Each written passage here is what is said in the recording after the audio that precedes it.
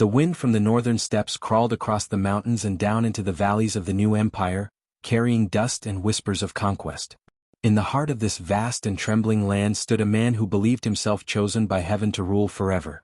His name was Qin Shi Huang, the first emperor of China, and he had forged unity from chaos, a single empire from 7 warring kingdoms.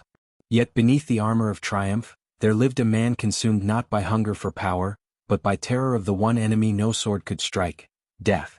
He was born Ing Zheng, son of a king and a concubine, raised amid betrayal and rumor. Even as a boy, the shadows of mortality followed him. Assassins in the dark, poison in his cup, sickness in his father's eyes. Power came to him early, and with it, the haunting certainty that power meant nothing if he could not outlive all who sought to steal it.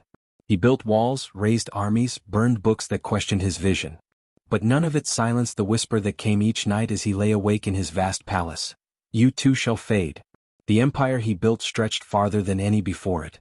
Roads linked cities that had once been enemies, coins bore his seal, the written word was unified by his decree. The people bowed when he passed, chanting his title, Shi Huangdi, the August Emperor. He had turned chaos into order. But still, time moved, silent and cruel. Every victory reminded him how brief life was. The thought of death clawed at his heart like an unseen demon. In his later years the emperor began to change. The courtiers whispered that his eyes, once sharp and calculating, had grown haunted. He no longer trusted sleep. Dreams brought images of his own corpse rotting beneath the earth. He surrounded himself with physicians, astrologers, and alchemists. They promised secrets, herbs from distant mountains, elixirs from the islands of the immortals. And he listened. For the first time the great emperor bowed to a new power, hope. He sent expeditions eastward, across the seas, in search of islands where gods were said to dwell, where streams ran with waters that defied aging. Ships disappeared into mist, some never to return. Those who did came back with strange stones, glowing powders, or the same empty hands they'd left with. But the emperor's hunger grew. He built laboratories in hidden valleys, where alchemists worked by torchlight, mixing mercury, gold, and jade dust into shimmering liquids. The fumes filled the air like poison incense. They called it the elixir of life. And he drank it. At first, he felt powerful, a surge of heat through his veins, his heart pounding with the illusion of eternity. But it never lasted. Each draught brought headaches, tremors, blackness creeping into his fingertips. His physicians told him it was purification, a sign that the body was shedding mortality. He believed them because belief was easier than fear. The empire trembled under his obsession. Massive tombs were carved into the earth at his command. Armies of clay soldiers were shaped in his image, each one meant to guard him in the afterlife. Artisans worked until their fingers bled. Those who spoke of death were executed. The emperor's name became forbidden in common speech. Only whispers of it were allowed, as though saying it too loudly might summon death itself. Nights in the palace grew stranger. He refused to sleep in the same chamber twice, fearing assassins or spirits might find him. His servants were forced to taste his food first, his doctors watched every heartbeat. The man who had conquered nations was now a prisoner of his own dread. He surrounded himself with mirrors, as if trying to catch a glimpse of his soul before it slipped away. On the day of his 50th birthday, the court prepared a festival of light. Thousands of lanterns floated into the sky above Xianyang, glowing like the souls of the departed. The emperor stood on his balcony watching them rise. They looked eternal, drifting among the stars, but one by one the flames winked out. His face twisted and he turned away. Even the lights die, he muttered. That night he ordered a new batch of elixir, stronger, purer. His alchemists obeyed, though fear trembled in their hands. As years passed, his paranoia deepened. He trusted no one, not even his sons. He believed immortals were hiding from him, mocking his efforts. He sent generals to distant lands in search of them, and many never returned. He ordered the construction of underground rivers of mercury beneath his tomb, so that when he died, if death dared to claim him, he would still command a kingdom beneath the earth. But there was something he did not see, something no emperor could control. The same mercury he believed would preserve his body was slowly devouring him from within. By the time his final journey began, an imperial tour across his vast empire, his hands trembled, his lips burned with sores, and his eyes were yellowed from poison. Still he refused to accept mortality. The court scribes recorded his words as divine revelation, but the guards saw the truth. Their emperor was dying and did not know it. He traveled with his alchemists, carrying chests of potions that shimmered like molten silver. He drank daily from them, believing he was keeping death away. The wind howled across the deserts as his caravan moved, and sometimes at night, the guards swore they heard him talking to unseen voices, as though bargaining with the spirits of the dead. In the province of Jifu, near the sea, he stood on a cliff and watched the endless waves. He believed the immortals lived beyond that horizon. He promised himself that he would cross it one day, walk into their realm and never return. But fate was already at work behind his eyes, slow and patient, waiting for the poison to finish what time had begun. The emperor's entourage continued westward, back toward the capital. The air grew heavy, the summer heat pressed down like a curse. His pulse quickened, his breath grew shallow. The court physicians brought more elixir, urging him to drink. He did. And within hours, his heart began to fail. When he finally collapsed in his carriage, the alchemists panicked. They poured another vial of mercury into his mouth, convinced that one more dose would awaken him. It did not. His lips turned blue, his skin cold. For the first time in his life, Qin Shi Huang, the man who had united all under heaven, was still. But the empire could not know. The officials feared chaos if word spread. They sealed his body in his traveling carriage, surrounded it with carts of salted fish to mask the stench. 4 days they marched on in silence, pretending the emperor still lived, while the greatest ruler in China's history decayed beside them, poisoned by his own dream of immortality. The caravan rolled south through endless valleys, the sun hammering down like a cruel overseer. Soldiers marched with lowered eyes, unable to look toward the sealed carriage where the emperor's body lay. The smell of decay mixed with the stench of fish, the air heavy with unspoken dread. No one dared to speak his name aloud. To do so would be to admit what every man already knew, that the Son of Heaven was gone, and the world might soon tear itself apart. The chief eunuch Zhao Gao rode near the front, his face pale beneath layers of dust. He alone understood what must be done. The empire, vast and newly united, would fracture if the news escaped too soon. Governors would rebel, generals would seize power. The dream of a single China would die before it was even born. So he kept the truth sealed, both in word and in flesh. Each night he ordered more incense burned, more fish packed around the emperor's carriage. At dawn they resumed their march as though the ruler within still breathed and watched. Inside the carriage, the once mighty emperor lay slumped on silken cushions, his hands stiffening, his lips blackened from mercury. The golden robes clung to his corpse, stained dark at the chest. His eyes, once sharp enough to command nations, had sunk into the hollows of his skull. And yet, to those who had followed him for decades, the sight of his carriage still struck fear. Even dead he ruled. As the caravan neared the city of Xianyang, the palace officials concocted lies to preserve the illusion of life. Messengers were told to announce imperial decrees as though dictated by the living emperor. They even staged moments of audience, where Zhao Gao knelt before the curtained carriage and pretended to receive orders. The soldiers watched, confused but obedient. No one wished to be the first to question. No one wanted to be buried for speaking too soon. At night, thunder cracked across the hills. Lightning flashed against the lacquered panels of the imperial wagon, illuminating the faint shimmer of mercury that leaked from a cracked vial near the emperor's hand. In that cold blue light, for a brief instant, it seemed as though the dead ruler smiled. By the time the procession reached the capital, the smell was unbearable. The people gathered along the roads, cheering, unaware. They bowed as the carriage passed, believing their emperor had returned triumphant from his journey. Zhao Gao watched them and felt a strange mixture of power and horror. The man who had conquered all under heaven had become a secret to be hidden. The emperor's final victory was to be invisible.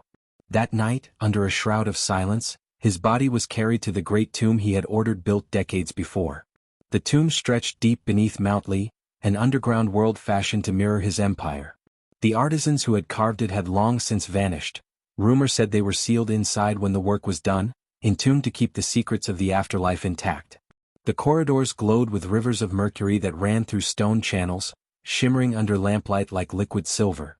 Mechanical traps lined the walls, designed to impale or burn any who entered uninvited. Thousands of clay warriors, each face unique, each weapon real, stood in formation, guarding gates that led to chambers of unimaginable wealth. Every horse, every chariot, every soldier stood frozen in eternal vigilance, waiting for the emperor to join them. When his coffin was lowered into that silent kingdom of earth and stone, the few witnesses trembled. They whispered prayers, though none dared call them by name. The lid closed with a hollow thud. The torches flickered. And the first emperor of China descended into history, his soul, if it could be said to still exist, trapped among the mercury streams he had once believed would keep him alive. Above ground the empire began to crack. The news of his death spread too late to prevent the collapse. His heirs fought, his generals rebelled, and the dynasty he had built with such ruthless precision began to fall apart. Within 4 years the Qin Empire was gone, swallowed by rebellion and time. Yet the name of Qin Shi Huang endured. Not as a god, nor as a saint, but as a warning. A tale whispered through centuries of how the mightiest of men could be destroyed by the fear of his own ending. But stories have power. And over time, the fear that had ruled him became fascination.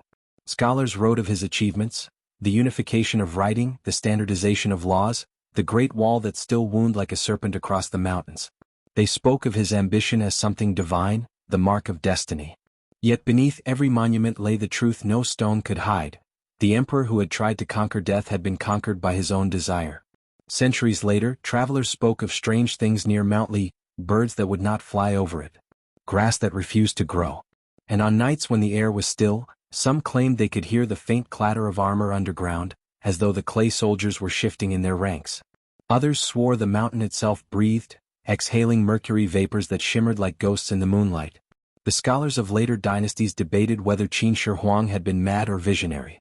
Some said he had glimpsed truths beyond ordinary men, that life and death were only illusions, that by filling his tomb with rivers of mercury he had created an eternal machine of spirit and metal. Others saw him as a tyrant, consumed by delusion, poisoning both his body and his empire. Yet all agreed on one thing: his will was unmatched. Even in death he commanded fear. In the centuries that followed, tomb robbers and emperors alike sought to uncover his resting place. None succeeded. The tomb remained sealed, untouched by sunlight or shovel. Those who came too close were said to fall ill, their skin turning pale as if the old poison still guarded its master. Scientists of the modern age would one day confirm it. The soil around the tomb holds extraordinary traces of mercury, enough to kill any who linger too long. Perhaps that was his final triumph. Even the earth itself became his shield. As the centuries passed, his legend grew. In the villages, mothers frightened disobedient children with tales of the emperor who could rise again, leading his Terracotta Army out of the ground to reclaim the world. Philosophers used his name as a lesson about hubris, about the madness that comes when men try to wrestle with eternity. But others saw in him a reflection of their own desires, the longing to live beyond the body, to leave something that endures when flesh and name are gone. For in truth, Qin Shi Huang did achieve a kind of immortality.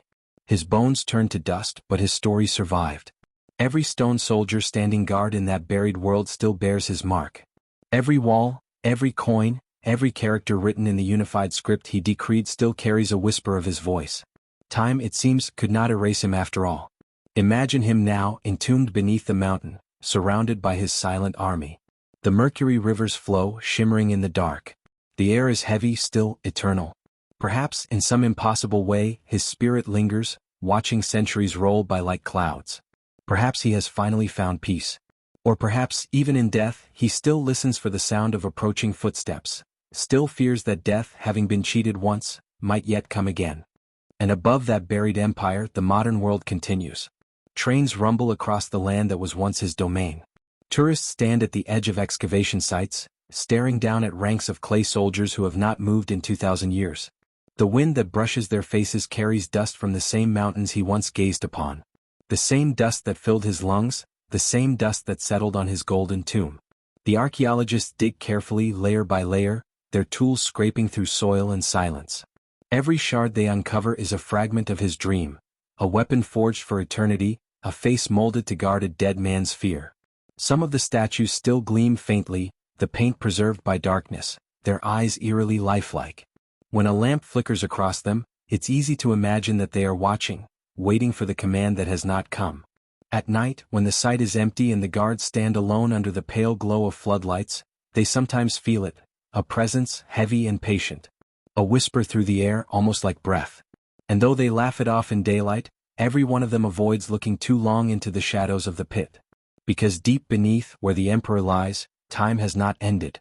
The mercury rivers still flow, carrying his reflection through the dark. His crown has crumbled, his empire fallen, but his dream remains, to never be forgotten, to never truly die. In that sense he succeeded beyond measure. 2,000 years have passed and still we speak his name. And somewhere, perhaps in the endless quiet of that tomb, a faint echo answers. Centuries turned like pages in a book, and empires rose upon the bones of the one he built. The Han came, then the Tang, the Song, the Ming. Each emperor stood beneath the same sky that Qin Shi Huang once ruled and wondered as he had, how long heaven would favor them. They built their own palaces, their own tombs, their own walls. Yet none dared rival the first emperor in his hunger for eternity. His shadow lingered over every throne, a reminder that even the greatest of men cannot escape the silence beneath the earth. In the court of the Han, storytellers whispered that the old emperor's spirit still walked the mountains. They said he had defied death after all, that the mercury rivers beneath his tomb had preserved him, that his Terracotta Army stood ready to rise when the stars aligned. Others claimed to have seen lights over Mount Li, strange flickers that danced like ghosts. The scholars dismissed it as myth. But peasants prayed when thunder rolled from that direction, just in case the old emperor's soul was stirring. Through dynasties and wars, the location of the tomb became both known and forbidden. Records described it in detail, yet no one dared disturb it. Superstition wrapped around it like mist. Generations lived and died knowing that beneath the mountain lay a secret that could curse or bless, depending on who awakened it. There were emperors who sent expeditions to confirm its existence. But storms, floods, and sudden illness always struck those who came too close. It was as though the earth itself protected him. When the Mongols swept across China centuries later, they heard the same tales. Their generals, ruthless men of the steppe, avoided Mount Li entirely. One chronicler wrote that even Genghis Khan refused to camp near it. The horses, he said, grew restless there, their eyes rolling white in the moonlight. Some believed they could sense what men could not, the quiet pulse of something ancient, sleeping deep below. Time eroded dynasties but not stories. The peasants still told of the emperor who would not die. In their versions he was neither villain nor hero, only human, a man who had feared death as all men do, but whose fear had been vast enough to shape the world. Parents told their children that ambition without mercy leads to madness, and that those who seek to live forever end up trapped by the ghosts of their own desires.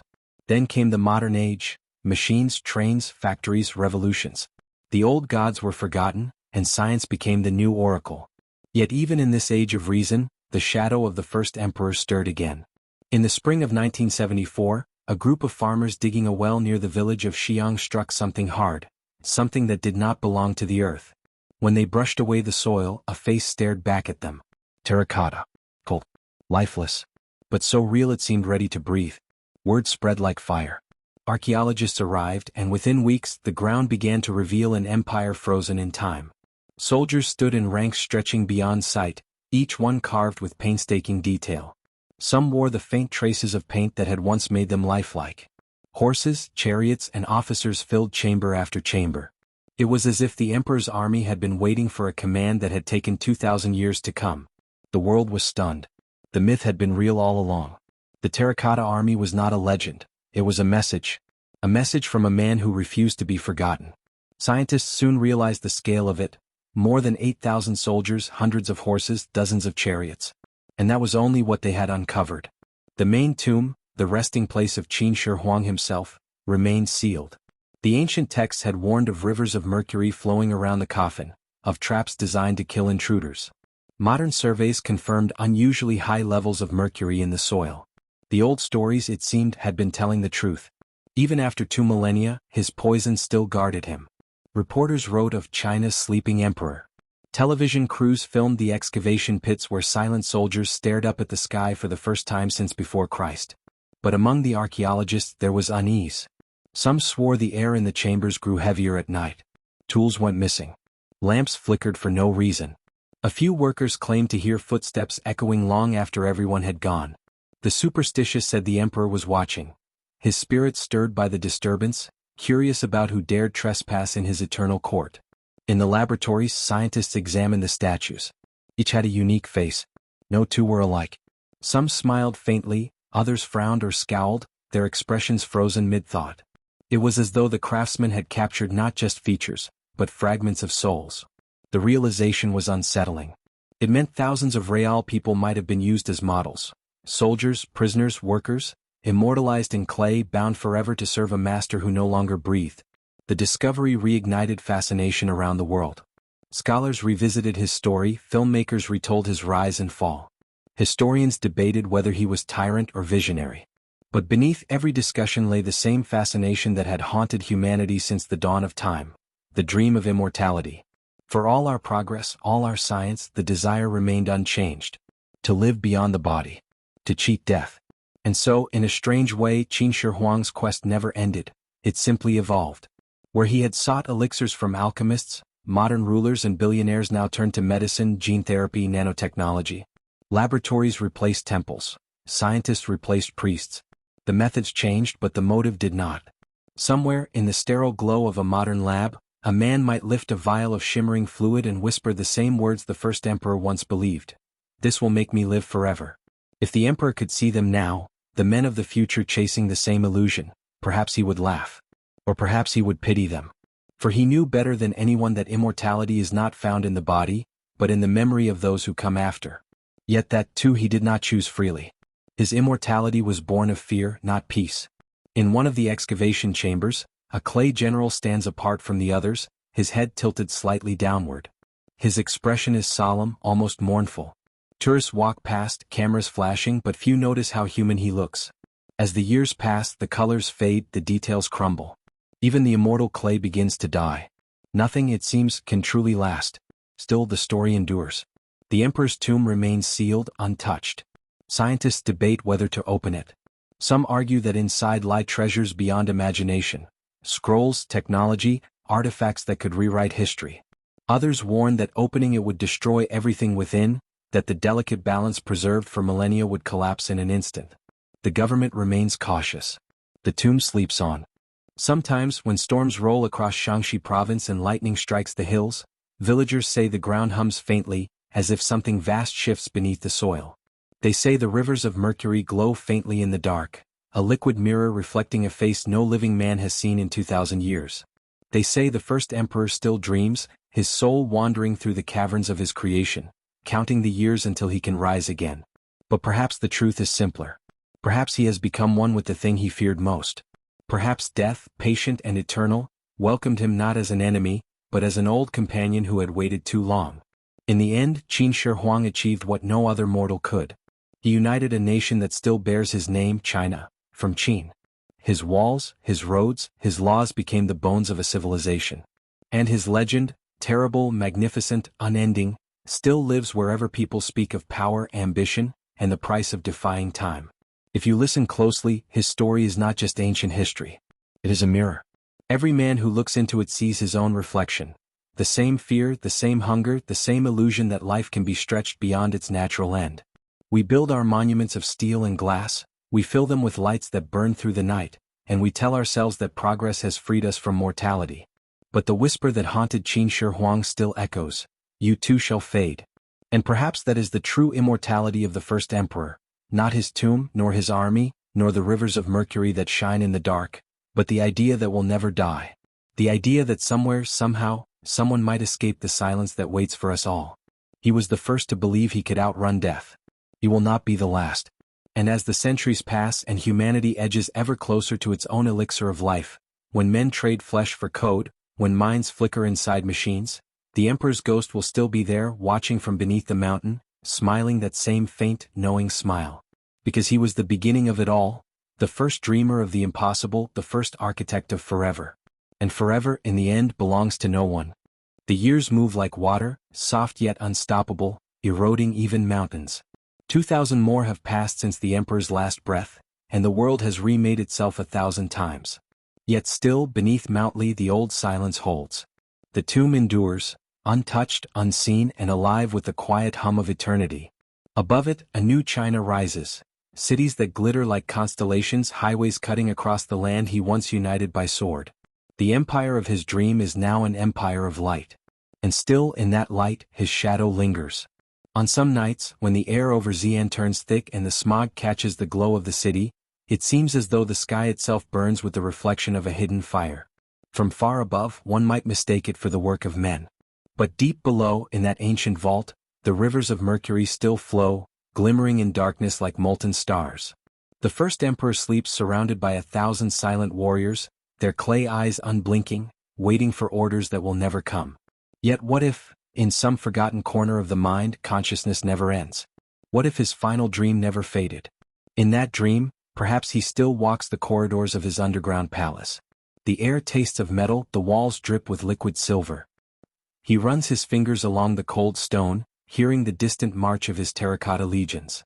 They stand in perfect silence as they always have, loyal beyond death. I have conquered the earth, he whispers to the void. Why not time? There is no answer, only the steady ripple of mercury beneath his feet. He sees his reflection in it, not as an emperor but as a man, frightened and small, the weight of the world crushing his shoulders. For the first time he realizes that the elixirs he swallowed were not gifts from the gods, but the laughter of them. And yet, part of him refuses to accept it. Even in death, the will that once unified a continent burns stubbornly on. In the living world above, time races forward. Scientists build machines that can peer into the earth without touching it.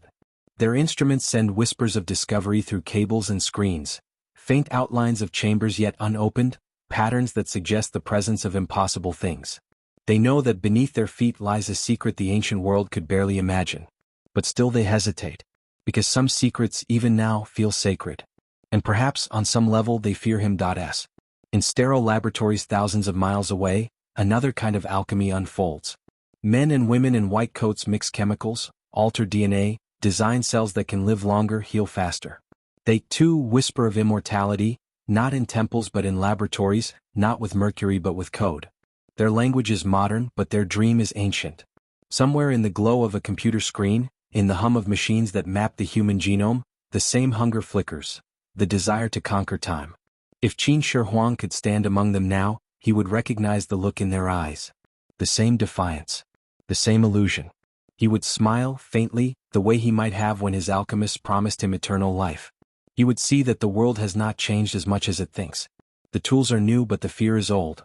The fear of ending. And so, in a strange and cruel symmetry, the emperor's dream lives on. Not in his body, not even in his tomb, but in every human mind that refuses to accept the final silence. Every cure we invent, every machine we build to record our thoughts, every byte of memory we store in artificial hearts and digital clouds, all of it echoes his command, make me live forever. But immortality, when it comes, is never what we expect. The emperor learned this too late. His empire, vast and unyielding, crumbled within years of his death. The walls he built fell to ruin. The coins with his name vanished into soil. And yet, the idea of him survived, reborn in every generation that spoke his name. That is how history plays its cruelest trick. We never choose what we are remembered for. He sought eternal life. He found eternal story. And that, perhaps, is the closest thing the universe allows. Outside Xi'an, the wind carries dust across the plain where the Terracotta Army sleeps. The excavation pits stretch like open wounds in the earth, revealing fragments of the past that refuse to stay buried. Tourists walk between the rows of soldiers, their voices hushed, as though afraid to disturb something ancient and watchful. Cameras flash, but no photograph can capture the weight of it. The stillness, the grandeur, the echo of a single man's fear carved into 8,000 faces. Somewhere, a child looks up at one of the statues and asks her father why the emperor made so many soldiers if he was already dead.